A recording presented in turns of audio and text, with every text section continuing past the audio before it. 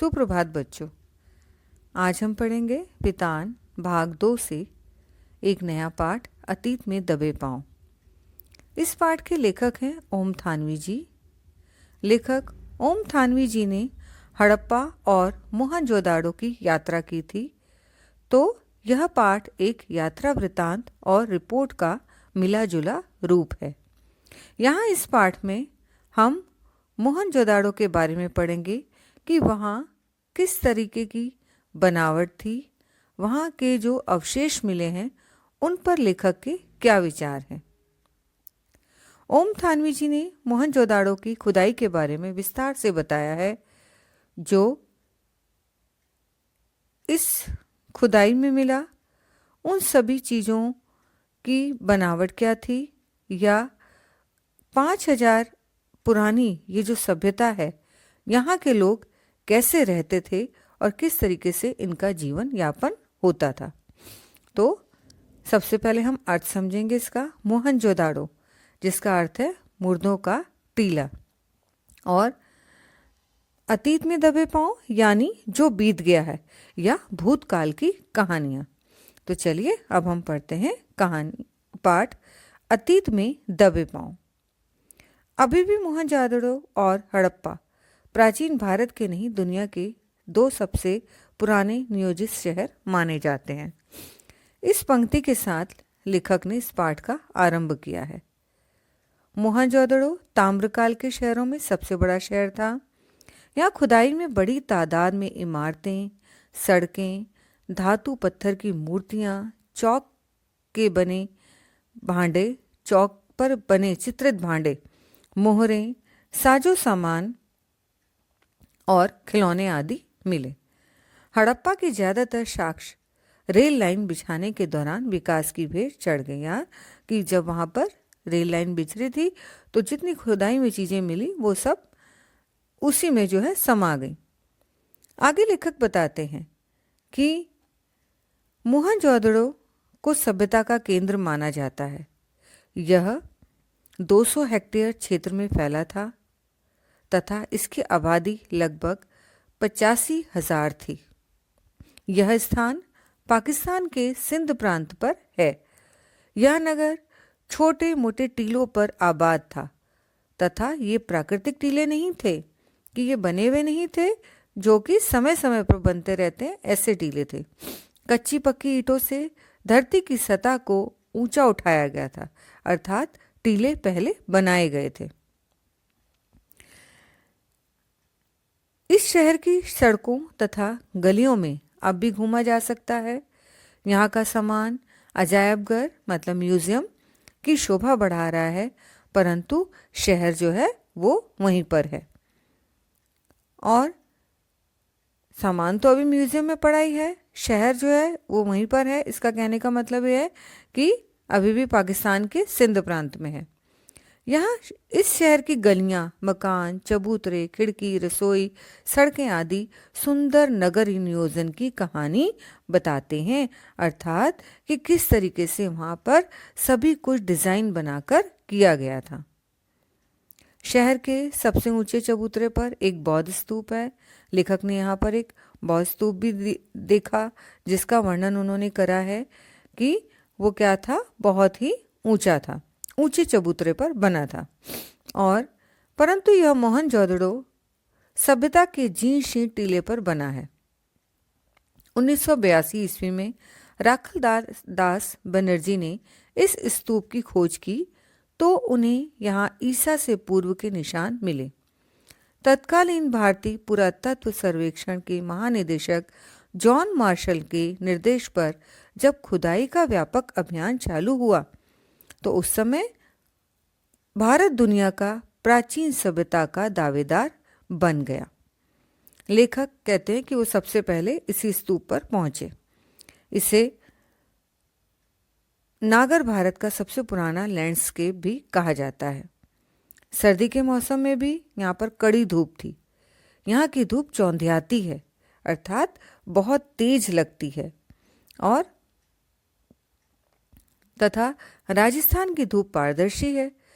अब जब वो फोटो ले रहे थे तो उन्होंने कहा कि तस्वीर उतारते समय यदि कैमरे में जरूरी पुर्जे ना घुमाएं तो तस्वीरों के रंग उड़े उड़े प्रतीत होते हैं। स्तूप जो है, स्तूप का जो चबूतरे वाला हिस्सा है उसको गढ़ कहते हैं। गढ़ किसको कहा जाता है? चबूतरे के हिस्से को। दुनिया भर की प्रसिद्ध इमारतों के खंडहर चबूतरे के पश्चिम में हैं। इनमें प्रशासनिक इमारतें, सभा भवन, ज्ञानशाला और कोठार हैं। केवल अनुष्ठानिक महाकुंड अपने मूल स्वरूप में बचा हुआ है और जितनी भी वहाँ की इमारतें हैं वो सब क्या है? उजड़ चुकी हैं, अर्थात अभी समाप्त हो चुकी हैं। अब लेखक आगे बताते हैं कि मोहनजोदड़ो का नगर नियोजन बेमिसाल है। उनको जो चीज़ सबसे ज़्यादा प्रभावित की वो नगर नियोजन ने उनको ज़्यादा प्रभावित किया। क्या था वहाँ पर? अधिकांश सड़कें सीधी या आड़ी। इसे वास्तुकार ग्रिड प्लान कहते हैं। आजकल की सेक्टर मार्का कॉलोनियों में हमें आड़ा सीधा नियोजन मिलता है, परंतु वह रहन सहन को नीरस बनाता है। ब्रसील या चंडीगढ़ या इस्लामाबाद ग्रिड शैली के शहर हैं, परंतु उनमें स्वयं विकसने या विकसित होने की क्षमता नहीं है। चबूतरे के पीछे गढ़ के ठीक सामने उच्च वर्ग की बस्ती है, मतलब कि वहाँ पर ऊंचे वर्ग के लोग, ऐसा कुछ मिला कि पता चलता था कि यहाँ पर उच्च वर्ग के लोग रहते थे। उसके पीछे 5 किलोमीटर दूर सिंधु नदी बहती है। दक्षिण में टूटे फूटे घर कामगारों के हैं, मतलब कि घरों के बनावट और सजावट के हिसाब से यह अनुमान लगाया गया। अब लेखक यहाँ पर एक प्रश्न करता है कि निम्न वर्ग का अस्तित्व था या नहीं, कि उस समय उच्च वर्ग तो दिखाई दे रहा है लेकिन निम्न वर्ग भी था या नहीं। शायद उनके घर कमज़ोर रहे होंगे या समय के अनुसार जैसे जैसे समय बदलता गया या खुदाई होती रही या बहुत मजबूत नहीं बने थे तो उनके जो है घर नष्ट हो गए होंगे। अब क्या हुआ कि लेखक कहते हैं कि सबसे पहले स्तूप के टीले से महाकुंड के विहार की दिशा में वो उतरे। दाईं तरफ एक लंबी गली दिख रही थी। टीले के पास महाकुंड है, इसका नाम देवमार रखा गया। यह सामूहिक स्नान के काम आता था। यह 40 फुट लंबा और 25 फुट चौड़ा तथा 7 फुट गहरा था। इसके उत्तर और दक्षिण से सीढ़ियां उतरती थी। इसमें 3 तरफ साधुओं के कक्ष हैं तथा उत्तर में 2 पांत में 8 स्नान घर हैं। इनमें किसी का दरवाजा दूसरे के सामने नहीं खुलता। इस कुंड का निर्माण पक्की ईंटों से हुआ है। पानी का रिसाव रोकने के लिए तथा जो गंदा पानी वहां आता है उससे बचाव के लिए कुंड के तल और दीवारों पर चूने तथा चिरोड़ी के गारे का प्रयोग किया गया है। पानी के लिए एक तरफ कुआं है।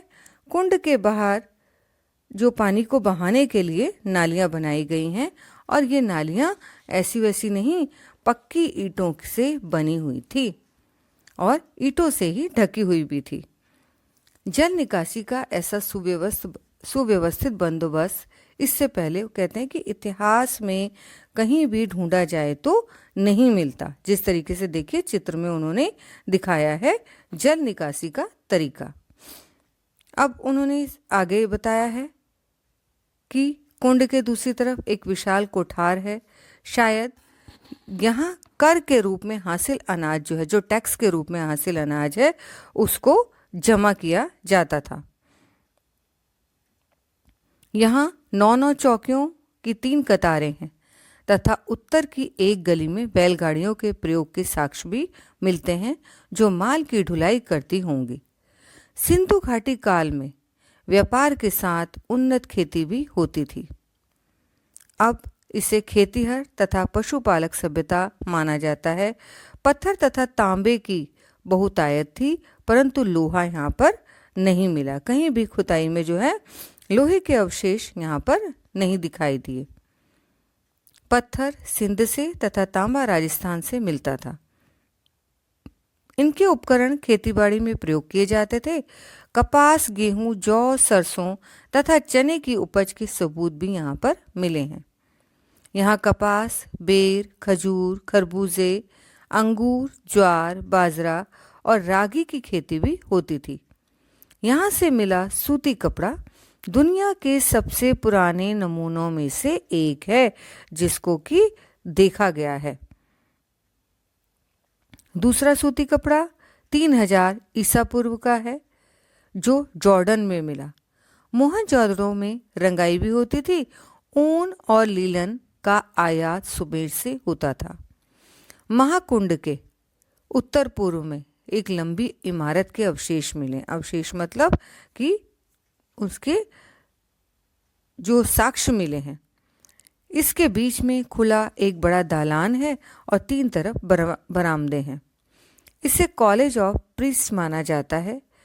दक्षिण में 20 खंभों वाला एक हॉल है जो शायद राज्य सचिवालय, सभा भवन या सामुदायिक केंद्र रहा होगा। अब आता है यहाँ पर गढ़। गढ़ की 4 दीवारी के बाहर नीचा नगर था। खुदाई की प्रक्रिया में टीलों का आकार घट गया था। पूरब की बस्ती रईसों की बस्ती है। इसमें बड़े घर, चौड़ी सड़कें तथा ज्यादा कुएं हैं। मोहनजोदड़ो के सभी खंडरों की खुदाई करने वाले पुरातत्ववेत्ताओं का संक्षिप्त नाम डीके रचा गया। शायद ये नाम काशीनाथ दीक्षित के नाम से रचा गया। डीके क्षेत्र दोनों बस्तियों में सबसे महत्वपूर्ण है। शहर की मुख्य सड़क यहीं पर है। एक बहुत लंबी सड़क है तथा 33 फुट चौड़ी है। इस पर एक साथ 2 बैलगाड़ियां आ जा सकती थी। आगे लेखक बताते हैं यह सड़क बाजार तक पहुंचती थी। इस सड़क के दोनों ओर घर हैं। सड़क की तरफ कोई दरवाजा नहीं है। और करबूजे ने भी चंडीगढ़ में इस शैली का प्रयोग किया था। सड़क के दोनों तरफ ढकी हुई नालियां थी। हर घर में एक स्नान घर है और नालियां घर का पानी हौदी तक लाती हैं और फिर वे नालियों के जाल से जुड़ जाती हैं। ज़्यादातर नालियां जो है वहाँ पर ढकी हुई थी और नालियां सारी जब वहाँ की ढकी हुई थी, बस्ती के भीतर सड़कें 9 से 12 फुट तक चौड़ी हैं। बस्ती के कुएं पकी हुई एक ही आकार की ईंटों से बने हुए हैं। यहाँ लगभग 700 कुएं पाए गए। इसे जल संस्कृति भी कहा जा सकता है। अब आगे लेखक बताते हैं कि डीके, जो मैंने पहले आपको बताया काशीनाथ दीक्षित के नाम के हिसाब से उन्होंने लिखा, डीके जी हल्के मतलब क्षेत्र। जो डीके जी क्षेत्र के घरों की दीवारें ऊंची और मोटी हैं। यहाँ शायद 2 मंजिले मकान भी रहे होंगे किसी समय में। सभी पक्की हुई ईंटों से बने हुए थे तथा ईंटें भी एक ही आकार की और एक ही अनुपात की यहाँ पर मिली थी। यहाँ घरों में केवल प्रवेश द्वार था, खिड़कियां नहीं हैं। बड़े घरों के भीतर आंगन के चारों तरफ बने कमरों में खिड़कियां भी हैं। घर छोटे बड़े हैं। सभी घर एक कतार में हैं तथा अधिकतर का जो आकार है वह 30 गुणा 30 फुट का है। कुछ इनमें काफ़ी बड़े भी हैं। सबकी वास्तु शैली एक सी दिखाई पड़ती है। डीके बी और सी हल्के से एक घर से, मतलब जो डीके बी और सी जो हल्का जो वहाँ का क्षेत्र है, वहाँ के एक घर से दाढ़ी वाले याजक नरेश की मूर्ति मिली थी। और नरेश की मूर्ति के साथ साथ यहाँ पर बड़े घर में कुछ कंकाल मिले। प्रसिद्ध नर्तकी शिल्प भी इसी हल्के के छोटे घर से मिली। यहीं पर एक बड़ा घर है जिसमें उपासना केंद्र जिसको समझा गया। गढ़ी के पीछे वीएस हिस्से में रंगरेज यानी रंग जो डायर होते हैं उनका कारखाना है। यहाँ जमीन में ईंटों के गोल गड्ढे उभरे हुए हैं। यहाँ 2 कतारों में 16 छोटे 1 मंजिल मकान हैं। सब में 2-2 कमरे हैं। ये कर्मचारियों या कामगारों के घर रहे होंगे। मोहनजोदड़ो में कुओं को छोड़कर अन्य सभी वस्तुएं चौकोर या आयताकार दिखाई देती हैं। अब आगे लेखक क्या बताते हैं। लेखक बड़े घरों में भी छोटे कमरे देखकर हैरान है। इसका कारण है आबादी बढ़ना या निचली मंजिल पर नौकरों का निवास हो सकता था। सीढ़ियां शायद लकड़ी की रही होंगी। ऊपरी मंजिल पर लकड़ी की साज सज्जा की जाती होगी। अधिकतर घरों में खिड़कियां या दरवाजे पर छज्जों के चिन्ह नहीं है। छज्जे मतलब जो बालकनी के आगे निकला हुआ एक हिस्सा होता है। गर्म क्षेत्र में चीजें आम होती हैं। इसका तात्पर्य यह है कि यहाँ कम गर्मी पड़ती रही होगी। हाथी, शेर, गेंडा आदि जीवों की तस्वीरों से लगता है कि यहाँ जंगल थे तथा अच्छी खेती होती रही होगी। यहाँ कुओं से सिंचाई की जाती थी। इस क्षेत्र में नहर के प्रमाण नहीं मिलते। इसका मतलब यह निकलता है कि बारिश घटने या कुओं से अत्यधिक इस्तेमाल से भूतल जल से नीचे चला गया होगा, कि जल जो है बहुत नीचे चला गया और इसी के साथ जो है बस्ती उजड़ गई होगी। अब आगे लेखक क्या बताते हैं कि मोहनजोदड़ो, जो कि बस्ती के उजड़ने के साथ साथ अब यहाँ पर क्या है कि जब लेखक सामने जाते हैं तो मोहनजोदड़ो में उस रोज हवा बहुत तेज बह रही थी, अर्थात अच्छी हवा चल रही थी। हर जगह लेखक को साए साए की ध्वनि सुनाई दे रही थी। यहाँ सब खंडर ही खंडर था, लेकिन कोई घर जुदा नहीं था। लेकिन घर का एक नक्शा ही सही नहीं होता, मतलब अलग अलग जो है नक्शे यहाँ पर दिखाई दे रहे थे। हर घर का एक संस्कार में आकार होता है। किसी भी घर में प्रवेश करते समय एक अपराध बोध वहाँ पर ऐसा लग रहा था, हमको हो रहा था कि जैसे हम किसी के घर में आ गए हों। और इसके बाद लेखक को वहाँ राजस्थान तथा सिंध, गुजरात के घर याद आ गए। यहाँ भी बाजरे तथा ज्वार की खेती हजारों साल से होती थी। मोहनजोदड़ो के घरों में टहलते हुए उसे जैसलमेर के गांव कुलधारा की याद आई। यहाँ पीले पत्थर के घरों वाला एक खूबसूरत गांव है। यहाँ घर हैं परंतु लोग नहीं हैं। 150 साल पहले राजा के तकरार पर स्वाभिमानी गांव का हर सदस्य अपना घर छोड़कर चला गया। घर खंडहर हो गए पर ढहे नहीं। लोग निकल गए परंतु वक्त जो है वो वहीं पर ठहर गया। अब आगे उन्होंने क्या बताया कि जॉन मार्शल ने मोहनजोदड़ो पर 3 खंडों में एक विशाल ग्रंथ छपवाया। उन्होंने भी यहाँ पर आकर देखा था। उसमें खुदाई में मिली ठोस पहियों वाली मिट्टी की गाड़ी के चित्र के साथ सिंध की वर्तमान बैलगाड़ी का चित्र प्रकाशित है और दोनों में कमानी या आरे वाले पहियों का प्रयोग किया गया है। आप अब उन पहियों की जगह जीप के उतरन पहिए लगते हैं। हवाई जहाज के उतरन पहिए बाजार में आने के बाद ऊंट गाड़ी का भी आविष्कार हो गया। मेजबान ने अजायब घर के बारे में बताया तो उन्होंने ये ध्यान दिलाया कि मोहनजोदड़ो का अजायब घर देखना अभी बाकी है। खंडहरों से निकलकर वो कहते हैं कि हम उस साबुत इमारत में आ गए, लेकिन प्रदर्शित सामान आपको खंडहरों से निकल आने का एहसास नहीं होने देता। अर्थात वहाँ जो सामान दिखाया गया था, अजायब घर म्यूजियम को कहा जाता है, तो यहाँ पर भी काफ़ी सामान पड़ा था। अधिकतर चीज़ें कराची, लाहौर, दिल्ली और लंदन की हैं। मोहनजोदड़ो से ही 50,000 से ज़्यादा चीज़ें मिली। जैसे यहाँ पर क्या क्या मिला, यहाँ पर काला पड़ गया गेहूं, तांबे और कांसे के बर्तन, मोहरे, वाद्य, चाक पर बने विशाल मृद भांड, चौपड़ की घोटियाँ, दिए, माप तौल के पत्थर, तांबे का आईना, मिट्टी की बैलगाड़ी और 2 पाटन वाली चक्की, कंघी, पत्थर के औजार, सोने के गहने आदि मिले थे। इस अजायब घर में औजार तो हैं परंतु हथियार नहीं। पूरी सभ्यता में कहीं हथियार नहीं मिले, इसलिए विद्वान इस बात का निष्कर्ष निकालते हैं, क्योंकि उन्हें हथियार नहीं मिले तो वो इस बात का निष्कर्ष निकालते हैं कि यहाँ अनुशासन ताकत के बल पर नहीं, शायद ताकत के बल पर नहीं था, शायद सैन्य सत्ता भी नहीं रही हो, क्योंकि लोग जो हैं बड़े सादगी पसंद लगते थे। दूसरे यहाँ प्रभुत्व या दिखावे के तेवर नदारद थे।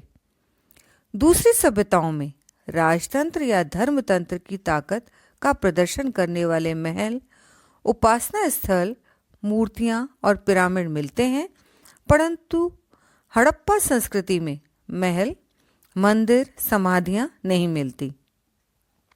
यहाँ के मूर्ति शिल्प तथा औजार भी छोटे हैं। मुकुट और नावें बहुत छोटी छोटी हैं। शायद यह अपने समय की लो प्रोफाइल सभ्यता थी।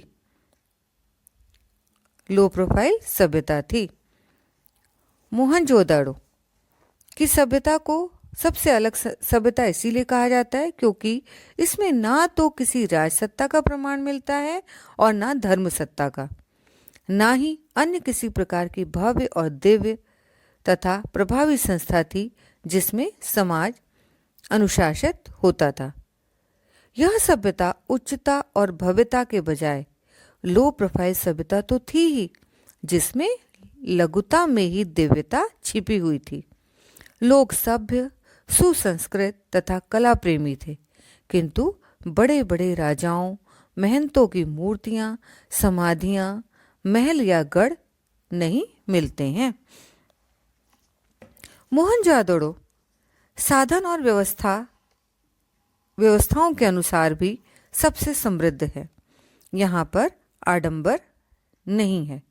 दूसरे, यहाँ की लिपि को अभी तक पढ़ा नहीं जा सका है, अतः अनेक रहस्य अभी तक सामने नहीं आए हैं।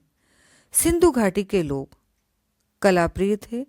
उनकी यह कलाप्रियता वास्तुकला, धातु व पत्थर की मूर्तियां, मृद भांड, उन पर चित्रित मनुष्य, वनस्पति, पशु पक्षियों की छवियां, सुनिर्मित मोहरें उन पर उकेरी गई थी। आकृतियां, खिलौने सुघड़ अक्षरों से सिद्ध होती हैं। सिंधु घाटी सभ्यता की खूबी उसका सौंदर्य बोध है, जो कि राज पोषित और धर्म पोषित ना होकर समाज पोषित दिखाई देता है। अजायब घर में तांबे तथा कांसे की सुइयां भी मिली हैं। काशीनाथ दीक्षित को सोने की 3 सुइयां मिली। शायद ये कशीदेकारी के काम आती होंगी। और कशीदेकारी होता है एक कपड़े पर कढ़ाई करने का एक तरीका, खास तरीका होता है। नरेश के बदन पर आकर्षक गुलकारी वाला दुशाला भी मिला है। आज छापे वाला कपड़ा अजरक सिंध की खास पहचान है। यहाँ हाथी दांत तथा तांबे के सुए भी मिले हैं, जो शायद दरिया बनाने के काम आते थे। आज मोहनजोदड़ो की खुदाई बंद कर दी गई है, क्योंकि सिंधु के पानी के रिसाव से दलदल की समस्या पैदा हो गई है। अब इन खंडरों को बचा कर रखना या सहेज कर रखना या संभाल कर रखना भी एक बहुत बड़ी चुनौती बन गई है। यहाँ पर लेखक ने इसी बात का वर्णन किया है कि किस तरीके से एक प्राचीन सभ्यता थी सिंधु सभ्यता, जो साधन संपन्न तो थी, लेकिन इसमें भव्यता का कोई भी आडंबर नहीं था। यहाँ के शहर बहुत खूबसूरत थे और नियोजित थे, और ये चीज़ सभी तरीके की यहाँ पर सुविधा थी। अन्न भंडारण की व्यवस्था थी, जल निकासी की व्यवस्था थी, और नगर नियोजन बहुत खूबसूरत था, लेकिन तब भी कहीं पर भव्यता नहीं दिखाई देती। तो बच्चों, ये तो था एक नया पाठ, अतीत में दबे पांव। आपको समझ आ गया होगा। अगली कक्षा में हम नए पाठ के साथ फिर उपस्थित होंगे। धन्यवाद।